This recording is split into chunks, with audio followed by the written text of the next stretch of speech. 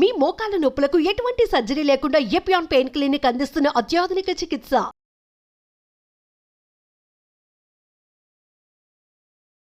Hi hello నమస్తే welcome to our channel.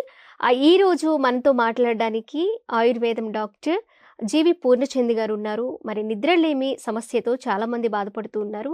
Work stress వల్ల కావచ్చు, లేదా లైఫ్ స్టైల్లో చేసుకున్న చేంజెస్ వల్ల కావచ్చు, ఈ ప్రాబ్లం అందరూ ఫేస్ చేస్తున్నారు. మరి ఎలాంటి ట్రీట్మెంట్ ఉంటుంది, ఎక్కువగా ఈ నిద్రలేమి సమస్య ఎందుకు వస్తుందో కూడా డాక్టర్ గారిని అడిగి తెలుసుకుందాం.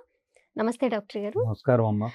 అసలు నిద్రలేమి అనేది ఒక సమస్య, ఆరోగ్యం మీద ఏమైనా ప్రభావం పడుతుందా? చాలామంది లైట్ తీసుకుంటారు, అంటే పట్టించుకోరు ఈ విషయాన్ని. నిద్ర పట్టలేదు కదా, లేదా ఒక పిల్ వేసుకొని పడుకోవడానికే ఎక్కువ చూస్తూ ఉంటారు. ఈ నిద్రలేమి సమస్య అనేది ఎందుకు వస్తుంది సార్? అసలు మనం ఎన్నిటికి పడుకుంటున్నాం? ఉమ్, మనుషులు సగటు మానవుడు తెలుగు నేల వరకు పరిమితం అవుతాం. మరి ప్రపంచం అంతా వద్దు, ఓకే. తెలుగు నేల వరకు పరిమితం అయితే సగటు మనిషి ఎన్ని గంటలకి నిద్రకు ఉపక్రమిస్తున్నాడు ఉమ్, అనేది కనుక మనం చూసుకుంటే అర్ధరాత్రి దాటకుండా ఎవరు పడక గదిలోకి వెళ్ళట్లేదు. అవును సార్. మనది ముప్పొద్దుల భోజన సంస్కృతి. పొద్దున్నేటి అల్పాహారం, మధ్యాహ్నం ఘనాహారం, రాత్రికి స్వల్పాహారం. ఇది మన పద్ధతి. ఆనూచానంగా కొన్ని వేల సంవత్సరాలుగా తరతరాలుగా మనం పాటిస్తున్నటువంటి పద్ధతి. పొద్దున్న టిఫిన్ చేసిన తర్వాత మధ్యాహ్నం భోజనానికి మధ్య ఎన్నిసార్లు ఎన్ని రకాల పదార్థాలు మన కడుపులోకి వెళ్తున్నాయి. కాఫీ టీల దగ్గర నుంచి మొదలుపెట్టి, స్నాక్స్ దగ్గర నుంచి మొదలుపెట్టి, కూల్ డ్రింకుల దగ్గర నుంచి మొదలుపెట్టి, ఇవన్నీ మన పొట్టని ఏం చేస్తాయి కదా. అంటే గడియారం ఆల్టర్ అవుతుంది. అలాగే మళ్ళీ సాయంత్రం మళ్ళీ ఒక స్నాక్స్, మళ్ళీ వీలైతే హోటల్లో టిఫిను, మళ్ళీ రాత్రికి మళ్ళీ యథాప్రకారం మళ్ళీ ఆహార పదార్థాలు. ఇవన్నీ కూడా డైజెస్టివ్ సిస్టమ్ని, గడియారాన్ని ఆల్టర్ చేస్తున్నాయి. ఈ గడియారాన్ని ఆల్టర్ చేసే దాంట్లో ప్రధానమైనటువంటి మరొక అంశం ఏమిటంటే నిద్రపోయే సమయం.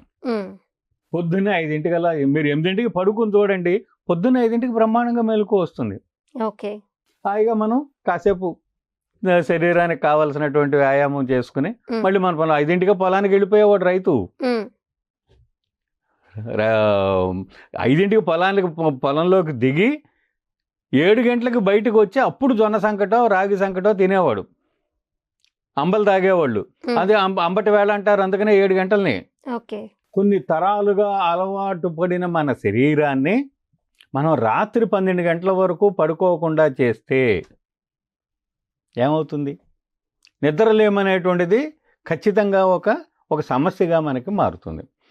మనం పడుకోవడం అనేటువంటిదే లేనప్పుడు నిద్ర ఎట్లా పడుతుంది కదా. పడుకోగానే నిద్ర రావాలి, అంతా మన ఇష్ట ప్రకారమే జరగాలి. మనం మాత్రం ఏది రూల్ ప్రకారం చెయ్యం. ఇది మన కోరిక. నాకు నిద్ర పట్టట్లేదండి అన్న, నిద్ర ఎక్కడ పోతున్నారు మనం? ఇది విమర్శ కాదు, పరామర్శ. ఇలా కాదు అలా, ఇలా చేసుకున్నందువల్ల మనకి ఈ రకమైన ఇబ్బందులు కలుగుతున్నాయి. ఇది మొదట మనం గమనించుకోవాలి. ఇదే సామాజికం, ప్రతి ఇంట్లోనూ జరుగుతున్న తంతే. కాబట్టి ఈ తంతుని మనం మార్చాలి. కాబట్టి సామాజికంగానే మనం మొత్తం కూడా మారాల్సినటువంటి అంశం ఉంది. ఎవరు 10 గంటల తర్వాత టీవీలు మోగకుండా ఒక గట్టి రూల్ మనం మళ్ళీ ఎవడన్నా పెడితే మనం మళ్ళీ ఏంత అంటాం. అందుకని ఎవరో కాదు, మనమే ఒక రూల్ పెట్టుకుని రాత్రి 10 తర్వాత టీవీ పెట్టకూడదు. పెట్టకుండా కనుక మనం చేసుకుంటే నిద్రలేమనేది ఉండదు. అలాగని చెప్పిన అసలు 11 అయితే కానీ తినట్లేదు కదా. రాత్రిపూట 11 అయితే కానీ 9 గంటలకో 10 గంటలకో మొదలు పెడుతున్నారు వంట చేయడం. 9 గంటలకో 10 గంటలకో వంట మొదలు పెట్టి 11 గంటలకి తిని 12 గంటలు తిన్న తర్వాత కనీసం 2 గంటలన్నా మనం వ్యవధి ఇవ్వకుండా కనుక పడుకుంటే, అందుకనే షుగర్ వ్యాధి ఇంత విపరీతంగా పెరగడం. భోజనం చెయ్యగానే పడుకుంటే అది పగలైనా రాత్రి అయినా షుగర్ని పెంచడమే. స్లీప్ డిస్టర్బెన్స్కి ముఖ్యమైన దీన్నే ఏమంటామంటే, మామూలుగా మనం పర్సనల్ హైజీన్ అంటే చక్కగా శుభ్రంగా స్నానం చేయటం, మంచి బట్టలు కట్టుకొనుట, ఆరోగ్యవంతంగా మనం ఉండటాన్ని హైజీన్ అంటాం మనం. స్లీప్ హైజీన్ కూడా కావాలంటున్నాను నేను. స్లీప్ హైజీన్ని మనం పాటించడం లేదు. నిద్ర కోసం ఆ నిద్రాపరమైనటువంటి ఆరోగ్యపు సూత్రాలను మనం పాటించటం లేదు. అది నిద్రలేమికి ముఖ్యమైన కారణం. ఇంకేవో కారణాలు ఉండొచ్చు, బ్రెయిన్లో ఏదైనా ట్యూమర్ ఉండొచ్చు, వెనుపూసలో ట్యూమర్ ఉండొచ్చు, ఏవో సంథింగ్. అవన్నీ అందరికీ మనం ఆపాదించలేం కదా. సో స్లీప్ హైజీన్ అనే సిద్ధాంతాన్ని మనం ఇదే లైఫ్ స్టైల్ మారడం అంటే. లైఫ్ స్టైల్ మారడం అంటే వేరే ఏమీ లేదు. ఖచ్చితంగా మనం వేళాపాళ అనేటువంటి మాట మనకి ఎప్పుడు గుర్తు రావాలి. వేళాపాళ అంటే పాళ అంటే పాళ్ళు, ఎన్ని పాళ్ళు అంటే తగిన మోతాదులో ఆహారం తగిన మోతాదులో తీసుకోవాలి, తగిన వేళకి తీసుకోవాలి. అలాగే నిద్ర కూడా తగిన మోతాదులో తీసుకోవాలి, మనం ఆచరించాలి, తగినందుకు పడుకోవాలి. ఈ వేళాపాళ అన్న మాట చాలా విలువైన పదం. దానికి ఏమి నిద్ర మాత్రలు అంటూ ప్రత్యేకంగా ఏమి ఉండవండి. అవన్నీ కూడా ట్రాంక్యులిటీని క్రియేట్ చేయడానికి ఉండేటువంటి, అంటే మానసికమైనటువంటి ఒక సంతృప్తినో సంతోషానో ఇవ్వడానికి కలిగించేటువంటి ఒక మందు. అది మొత్తం నర్వస్ సిస్టమ్ మొత్తాన్ని రిలాక్స్ చేస్తుంది. దాన్ని రిలాక్స్ అయింది కాబట్టి పడుకుంటారు. ఇలా బలవంతపు నిద్రని తెచ్చుకోవడం తప్ప సహజమైన నిద్ర కోసం మనం ప్రయత్నం చేస్తున్నది ఎక్కడ? ఆ ప్రయత్నం జరగాలి. అదే లైఫ్ స్టైల్ మారడం అంటే.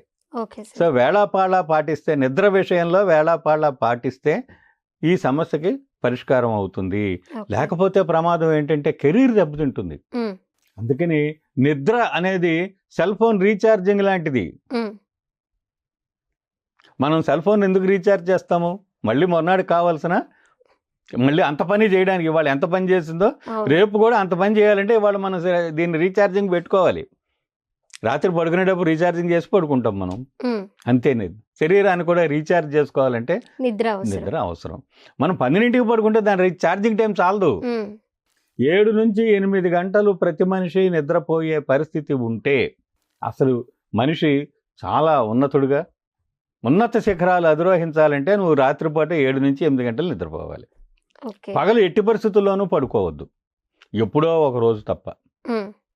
అలసట ఎక్కువగా ఉంటేనో లేకపోతే ఇంకేదైనా కారణం వల్ల పడుకుంటే 1 రోజు 2 రోజుల వ్యవహారం కాదు. కానీ మధ్యాహ్నం పడుకోవడం అనేటువంటిది భోజనం చేసిన తర్వాత పడుకోవద్దు.